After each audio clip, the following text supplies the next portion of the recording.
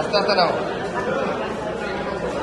এই সংক্রান্তে আসামিদেরকে আমাদের নির্দেশনায় গঠিত একটি বিশেষ চৌকসটি তাকে হাসপাতালে নেওয়ার পরে তিনি মৃত্যুবরণ করেন এবং সেই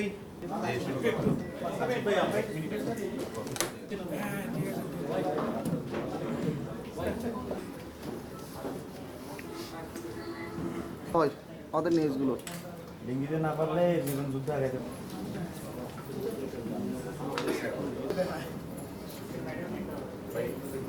বিশেষ আমাদের অপারেশন আছে সেটা চলো ভিকটিম ওয়াজিউর রহমান পেশায় একজন যে আপনারা জানেন কয়েকদিন আগে বন্দর থানাতে সম্পৃক্ত আছে বলে জানা যায়।